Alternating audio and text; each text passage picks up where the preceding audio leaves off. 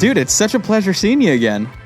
I know, man. We're like old friends at this point. Yeah, you're doing a three-peat. You're like the first artist we've ever had on 3 times. Are you serious? Yeah, we got to get you a plaque. We'll probably hang it in studio or something. Yeah, man. Dang, what an honor. I'm literally so excited to see your face. Same. Like, not to be so forward. Anytime, like, I do any type of interviews or anything, and they're like, oh, it's your favorite episode, or like, who's your favorite artist that you've ever had on? Like, without doubt, without fail, I'm gonna say Stephen Day. Come on, dude. No cap. No cap.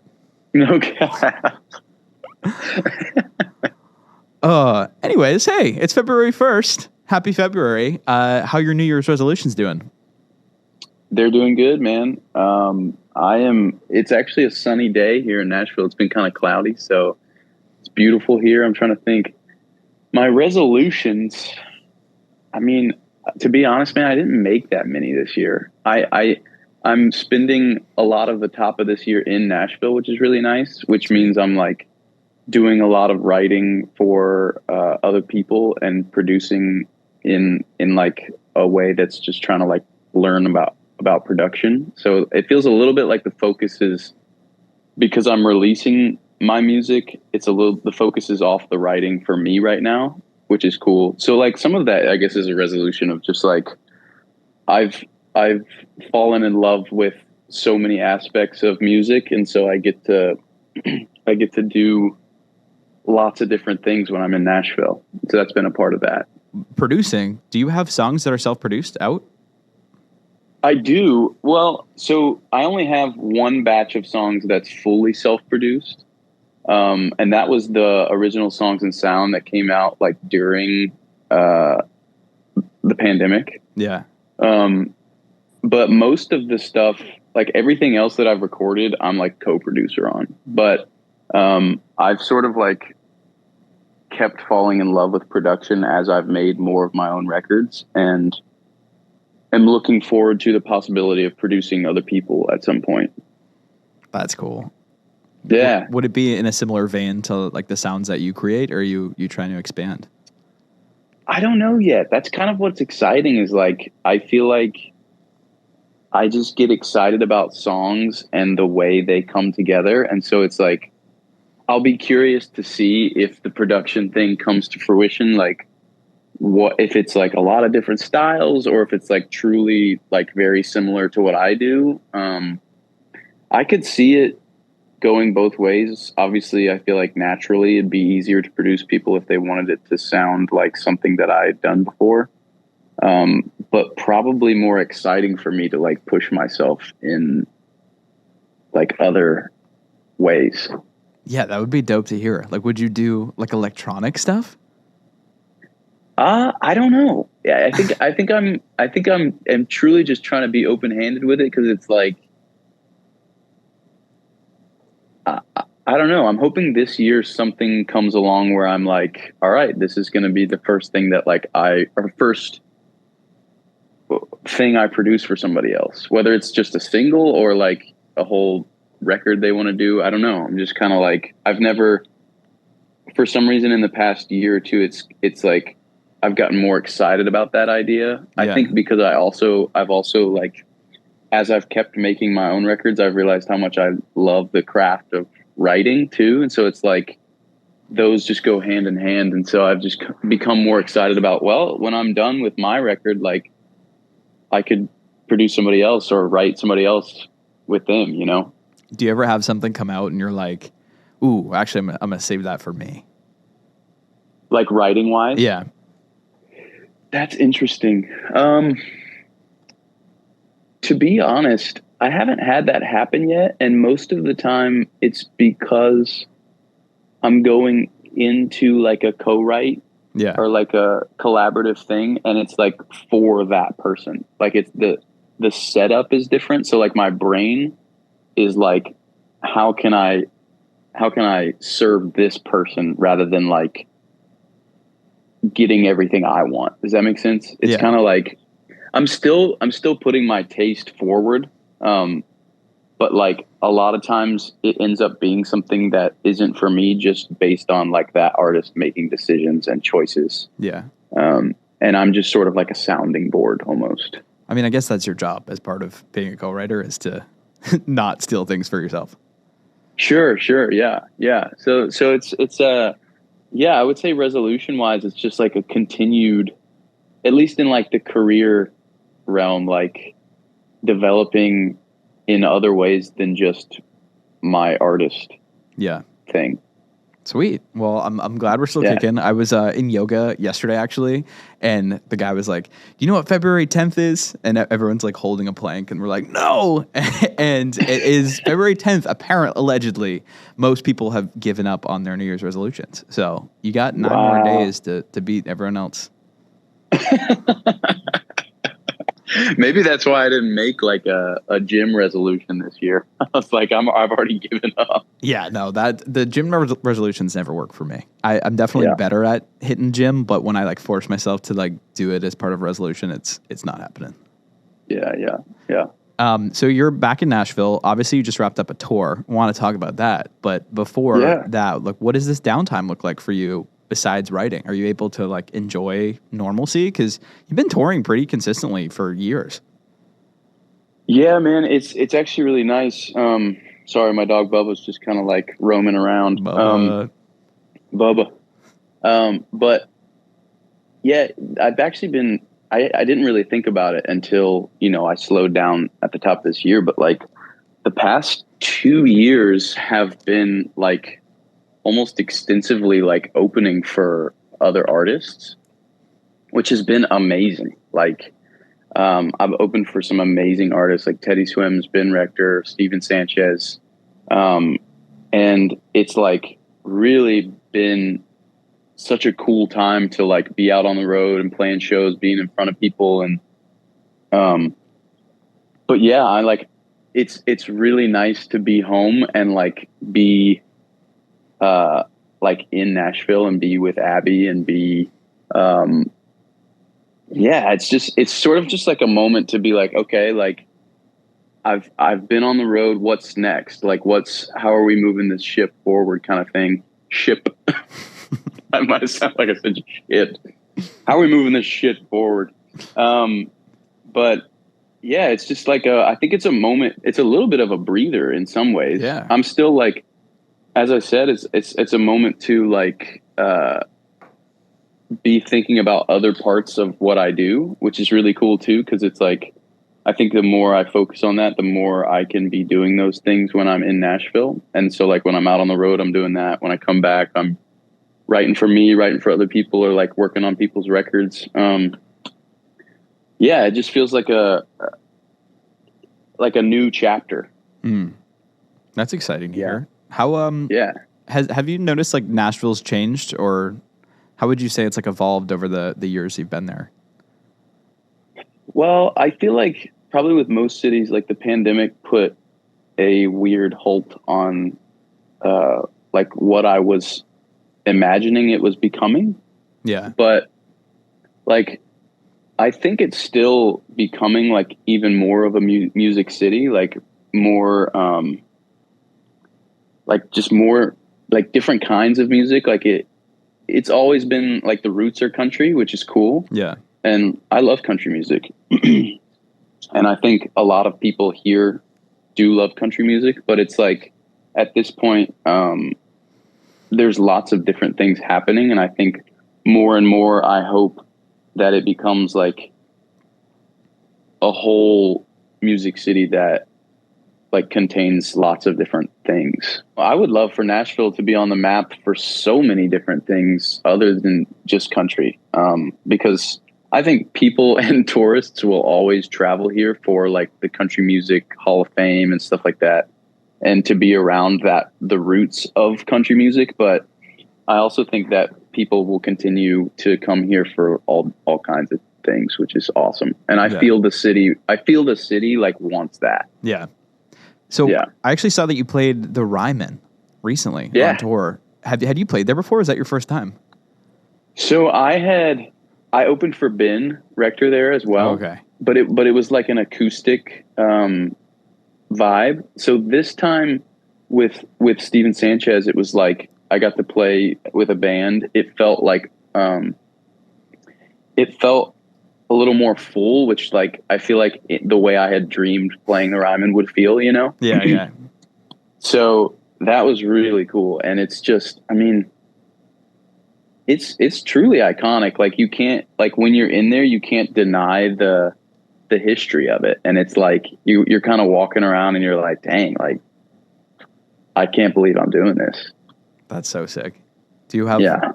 You haven't played Red Rocks, have you? No. I would love to. For me. Like that's on the bucket list for you. Thank you, bro. Do you have like certain venues you want to hit?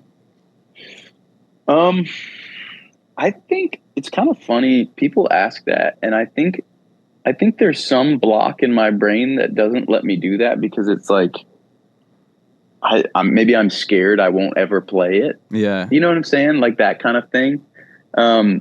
Red Rocks is obviously like one of those. If I like were to actually think about it, I'm trying to think if there's like the Ryman was one. But yeah, I think I'm scared to think that way. Honestly, I really respect that. I feel like I would have a similar mindset because then you're kind of like admitting that one, you think you're like cool enough to play that venue, and two, you're like putting it out there. And then it's like, what if you don't? Yeah, exactly. I think I'm just scared to put it out there because I'm like, but who knows? Maybe it'd be great to put it out there and like use it as a goal, but like it's just too scary to think about. It's like I'd have to sell that many tickets. Yeah, that too. Yeah. then you running into like the financial burden of it.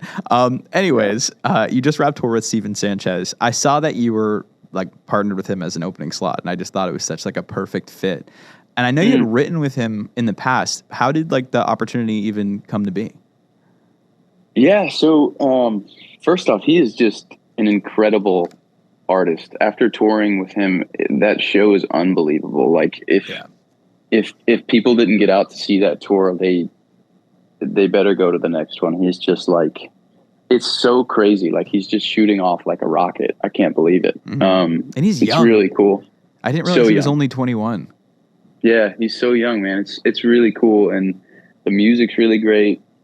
He's really awesome, and yeah, I was really happy to be a part of that tour. The shows were so fun. The like crowds were pumped. His fans were amazing. Like great energy. But yeah, so I played in Nashville. I guess it would have been 2021, or it was like right after the pandemic sort of like started to. It was like right when people were able to tour again. Yeah, and I think it was the fall of 2021, but he came to my show in Nashville, and this was before his song was taking off, I think. And he like stayed and said hey after the show, and I didn't know who he was. And he was like, man, like I love your music, like great show, like just really quick, brief meeting, like just introducing ourselves. And then like, you know, a few weeks later, I think his song started taking off. Yeah. And I hadn't put it together yet that was the guy I met at the show. And from then on, like after a while, he was like, I think he was starting to work on the record, and he was like, hey, like, I'd love for you to be a part of writing this record. Like, you know, let me know if you have some time to do that. And I was like, yes, of course. Like, let's do that. And so, yeah, it was pretty awesome. He kind of just invited me into that process for, you know, it ended up being 2 songs on the record, I think. Wow. Yeah. That's like such a compliment too, because like clearly he was a fan before he had success, and then he like kept his word and invited you to be part of his like breakout stuff. That's awesome. Yeah, it was. Man, I was honored. Still am. I mean, yeah, he's amazing. I was kind of curious because he had a lot of his breakout through social media and TikTok, and his fans like quickly latched on as like stans. I was wondering, Was the experience for you connecting with them a bit different? Because I imagine they kind of have like their own lingo and are very social media forward. What was it like connecting with these fans? Man, to be honest, they're like really pumped for the shows, which is like, you can't ask for anything more on a tour. Like, they were so excited about the show, and I'm just a small part of the night. Like, to be an opener and like go out and have a crowd that's like really interested in what's going on can be rare. You know, it's like, his fans were really excited to listen and like really pumped to just be a part of that culture, which was cool to see. Like, he has, I think, with his charisma and like his artistry, just like drawn a certain type of fan that is just pumped for whatever he does. And it translated to being an opener too. I was just kind of like, well, I get to like participate in this. And it was really cool. I mean, they were super nice. It was amazing. I could see the comments. People would be like, what's that song that you played? Is that out yet? Like the Mine song? Like that's awesome. That's clearly they resonated with it. Yeah. No, they truly like were just wanted to be there and wanted to listen. And this is our third time chatting, as I mentioned. And genuinely, it's been really cool to see how much you've grown each step of the way. Went back to my old notes from last time we spoke. Your Instagram followers and your monthly listeners have both doubled. You've been on 4 different tours, and you've even had some international gigs. So I'm just kind of curious, like, are you aware of your career growth? Like, does it feel different now from the last time we spoke?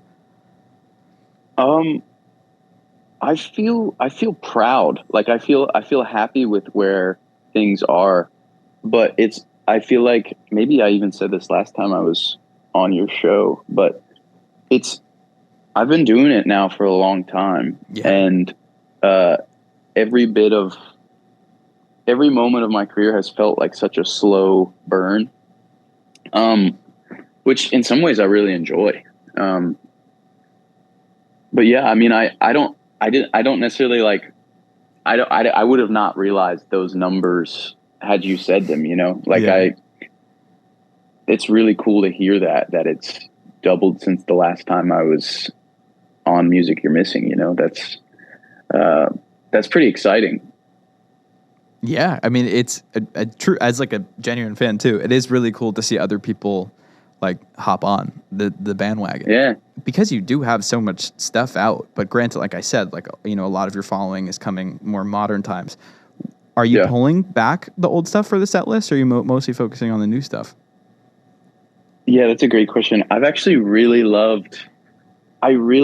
it's actually more exciting than I thought it'd be to pull from all of the different records. Yeah. Like, I think especially when, like, headline shows, the last time I headlined, it was pretty exciting to hear people sing songs from all different records. And so, like, the more music I put out, the harder it is to make the set list. Yeah. And it's pretty fun. Like, I feel like at this point, where I'm at now is just, how do I make, I think, is the most fun set list for the crowd, you know, which I mean, that's the goal of many artists. But for a long time, it was like, I've got to have enough songs for the set list. You know, it's like you write, you know, you have an EP out, you have your first record out, and it's like not really enough songs for like a powerhouse set list. Yeah.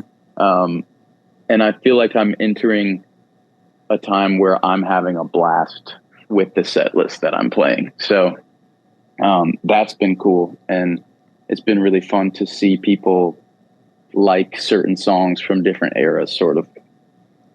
Stephen Day Eras Tour. That is like a really cool, because I mean, it's not often that people have such a large catalog. Because I mean, you're I know I called Stephen Sanchez young, but like you're also young too. So it's great that you have such a catalog. Getting older every day, man. Aren't we all? I'm 27 now. Are you 27? Yeah. Mm-hmm. 27 was the age where I'm like, oh, I'm a man now. I'm like an adult. I feel that, man. Yeah. I feel that. And like when I'm in public, like I'm like, people know that I'm a man. They're like, this guy, they're never doing that, this kid. Yeah. I'm officially that guy on the train. Like I'm not a kid. Right. Yeah. It's I feel that in a major way. Yeah, it's messed up. Hey, another accomplishment since we last spoke. You had On Top of the World in the movie Strays. Yeah, dude, that's so funny. Was that your first sync? That was my first major sync. Yeah, it was pretty unbelievable. Wild movie. Like I don't know if you saw it, but I did. Just the most vulgar dog comedy, and then just like my song plays in like the sweetest part of the movie. That's good. At least it was like in that part of the movie, because like that's its own little piece of the film. Yeah, I when you hear, like, when I heard about the sync and it was how it was going to happen, or like it was happening, the movie's not out. I had heard that was going to happen. I was like, my first thought, and I bet a lot of people feel this way if this happens to them, but my first thought was like, oh God, in this movie, people are going to be like, they're going to be like at a party or something, and they like hear the song on in the house, and they're like, turn this shit off kind of thing. It's like, I like visualize the worst thing happening on screen, and like I'm watching the movie for the first time, hearing my song in it, and the people in the movie are making fun of the song. But I'm glad it didn't turn out that way. So, it was really cool. Yeah, no, that was just our anxiety talking. Obviously, that was sick. I saw it. Mostly, I knew about that movie through you. Honestly, I was like, oh, I've got to check this out. And then I was like, oh, damn, like Will Ferrell's in this and Jamie Foxx. Like, that was a major release. Did you find that like your streams increased after it was featured in the film? I think it did a little bit. I think I realized that, like I started getting comments, or like my manager would show me some comments on YouTube where it was like, people would be like, who's here because of Strays kind of thing. So it was like, I don't know if it had a massive increase, but I do think people did discover it from that. Sweet. I mean, so you're getting synced. You're just on a really large tour. Like I said, you have quite the catalog. All of that, though, you're still independent, which I have to imagine at this point is kind of by choice. Like, I'm sure you had some opportunities come your way. Why are we remaining independent, and like, what do you think your team does really well that helps you have a full-time career as an independent artist? That's a great question, man.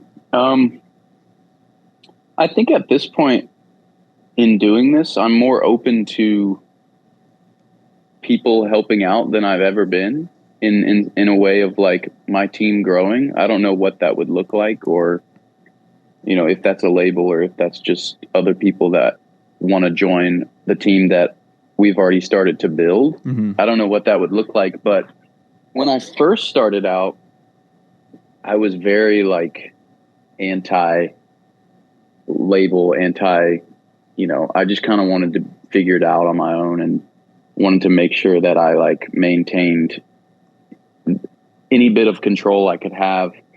Yeah. And I've been with my manager for a long time now, and she's amazing. And we just kind of keep growing a team. And so it's almost like I'm at this point where it's like, do we just keep building the team we've got?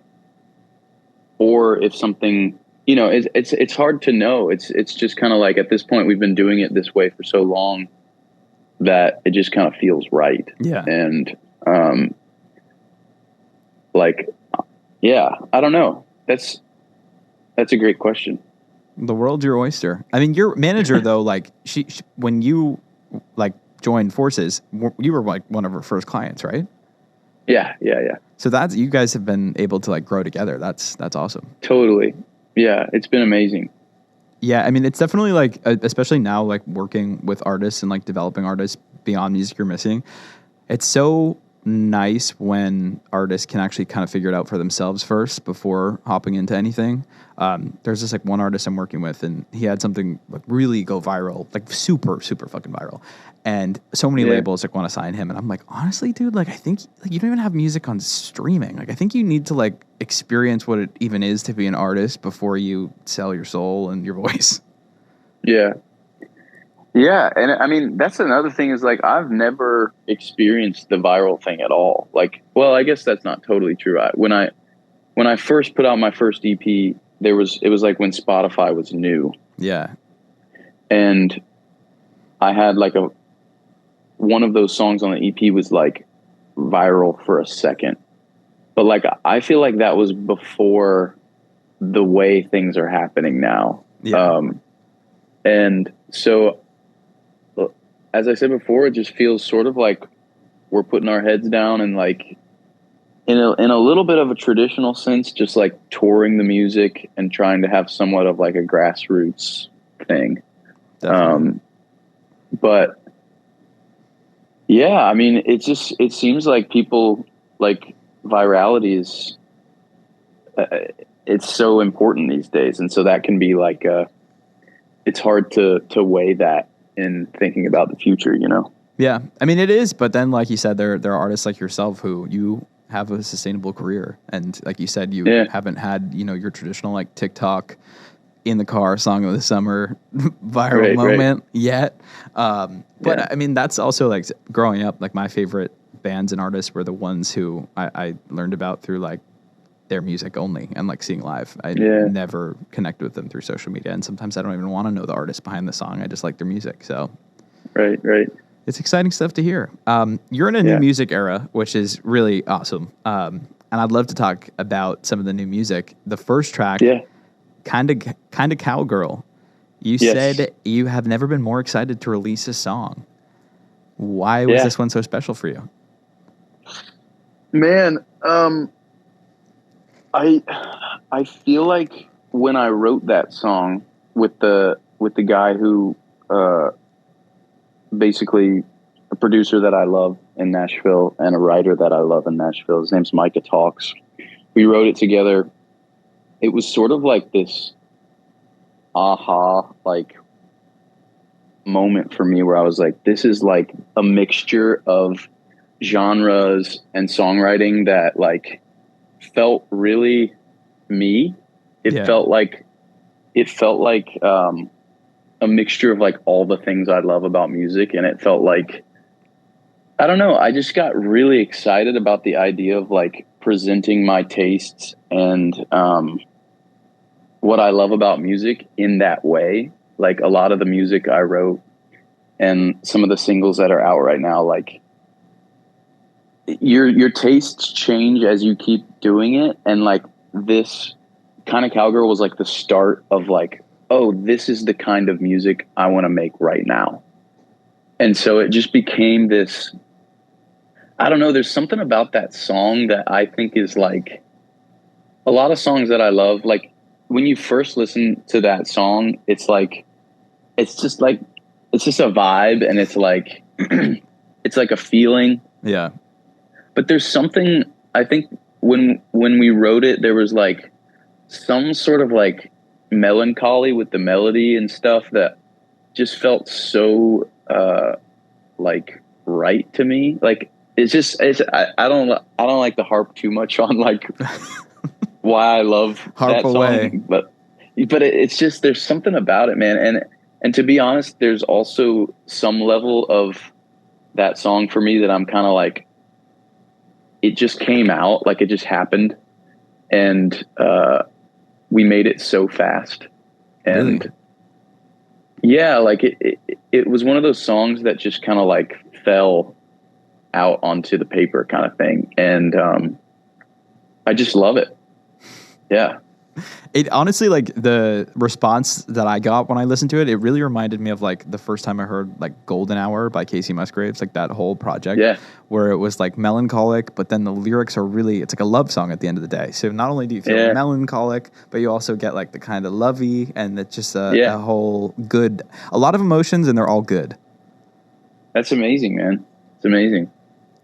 Music video ever? I would love to do some music videos. I think we're like trying to roll out some music, and then like it feels like, I don't even know. I've never been a huge music video person, which I know is kind of lame. It is. You're right. But I feel like the music that I'm making, I've actually had a good amount of people be like, where are the music videos? So I think this cycle will definitely be some of that. I think it might be like a sort of like we release the music and then sort of like come back to it again with the music video. Yeah. I don't know if it'll be like alongside any sort of releases or anything. Well, that could be a good strategy in its own right, because then it's like you kind of get like two little release moments. So sweet. Yeah. This new music, you got 3 new singles out. Is this indicative of a new project ahead? I can't say explicitly. Okay. But wink, wink. Yeah. Yeah, it's like alongside talking about Kinda Cowgirl, it was like when I wrote Kinda Cowgirl was the moment where I was like, there's a record here. Sweet. It was sort of like a North Star moment, which in the past I've made records, and like in the past I've written songs and been like, okay, like let's put these together. And this time it was like, whoa, here's this song that I feel like holds a map to like a world. Yeah. And it was like, I better make this world, because this song can't live alone, kind of thing. And so it was sort of like a really exciting way to make a record, because I don't know if that how it goes for other artists usually, but that had never happened to me before, and it was really exciting because it was like, it felt like kind of making, or like puzzle or something. Yeah. So the like in Goldmine, I feel like the tracks that you have released kind of have a different vibe to them. Obviously, like still very you, but like more kind of funky. Like, is that, or could the fans expect some more of that? Yeah, it's like I think to me, Kinda Cowgirl as a North Star sort of represents the other music that I've made for this cycle. That's like it's sort of like this ebb and flow between that funky sort of like melancholy country cocktail. Yeah. All right. Well, there may or may not be a new project on the horizon. What about maybe a potential running it back on a headline tour ever? I think if there's gonna be a record, there better be a tour. I would be upset to put out a cool record that I thought was amazing and then they didn't tour it. I mean, yeah. So I would hate to do that to people. All right. Just if you could have your manager actually like send me the dates before so I can make sure it works with my calendar, that'd be great before you book it. That'd be awesome. Yeah. So I actually have 3 shows coming up this spring, and one's in New York, one's in LA, and one's in Nashville. Oh, sweet. April 18th, Los Angeles at the Troubadour. April 29th, New York, Gramercy Theater, I think is how you say it.